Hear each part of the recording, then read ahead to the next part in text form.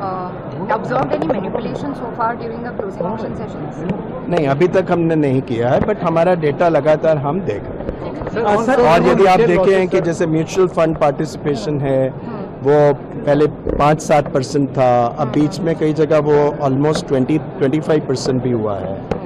अब कुछ जो प्रॉप ट्रेडर्स हैं उनका एक्सपायरी डे में ज़्यादा है और दूसरी जगह में उनका कम है। आई थिंक सब लोग प्लेयर्स अपने अपने अंडरस्टैंड कर रहे हैं और हम उनसे भी बात कर रहे हैं। We are free to, I mean we welcome every suggestion and all that. Social media में भी लोग कुछ सजेशन दे रहे हैं, बहुत सारी चीज़ें पॉजिटिव हैं, बहुत सारी। लेकिन जब भी कोई बदलाव होता है तो उस बदलाव के लिए सारी इंडस्ट्री को तैयार करने में कुछ समय लगता है, because the people are not sure कि ये होगा कि नहीं होगा। जब वो retail losses yesterday in Rajya Sabha that is coming in the way of yes, making it more effective. We believe the participation and the effectiveness of showing indicative prices. Sir, retail losses continue to go up, sir. Are you taking any steps to safeguard small investors from options trading, or because yesterday in Rajya Sabha we saw that retail losses, although they have come down, but still they are substantial at around 97,000 crores.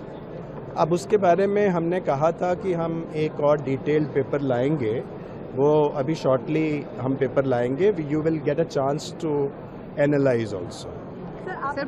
उसमें बहुत सारी है, अभी कुछ दिन में, I think 8-10 दिन में है, हम लोग वो लाएंगे जिसमें वो आपको ज़्यादा ग्रैन्युलर आइडिया होगा कि किस तरह के लोग कर रहे हैं। सिर्फ रिटेल नहीं, बड़े अच्छे अच्छे लोग भी नुकसान कर रहे हैं। सर, आपने जीएसटी काउंसिल से चर्चा के बारे में लेकिन नुकसान और फायदा ये तो मार्केट रिस्क है, लोगों को लेने पड़ते हैं। हम लोगों का कहने का अर्थ ये है कि बहुत सारी स्थिति में जो इस तरह की ट्रेडिंग है, पर्टिकुलरली एक्सपायरी डे पे ऑप्शंस ट्रेडिंग है, वो इतनी सहज नहीं है जितनी लोग समझते हैं और उसमें बहुत नुकसान झेलते हैं। और सर, आपने जीएसटी काउंसिल से भी यहाँ चर्चा के ऊपर बात की, जहाँ तक कमोडिटी के ऊपर की बात है, सर उसमें क्या आउटकम हम एक्सपेक्ट कर सकते हैं?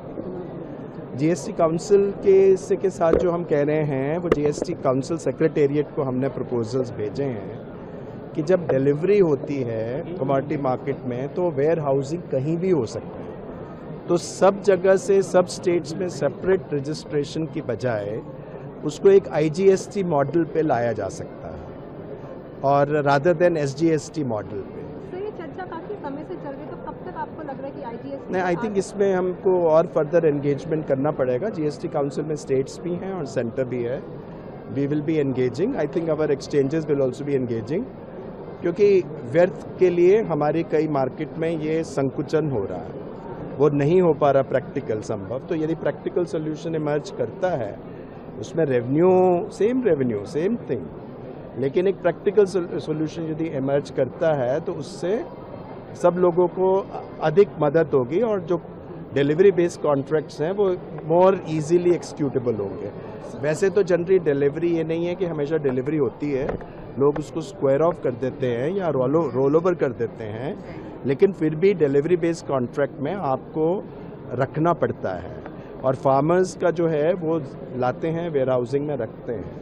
Sir, outside of yesterday's measure, what else are you looking at to increase FPI participation in the markets? Are there other measures also that you're looking at currently? In general, we are saying कि जहाँ SEBI point of view से है, जहाँ कहीं भी frictions हैं, चाहे वो रजिस्ट्रेशन में हो, चाहे वो ब्लॉक डील फ्रेमवर्क में हो, वो भी हमने सुधार किया है, चाहे वो नेटिंग में हो, उसका भी हमने वो किया है। तो जहाँ पे भी संभावनाएं हैं और जहाँ पे भी फ्रिक्शन कम हो सकती है, ईज ऑफ डूइंग बिजनेस हो सकता है, वहाँ हम कोशिश कर रहे हैं और करते रहेंगे।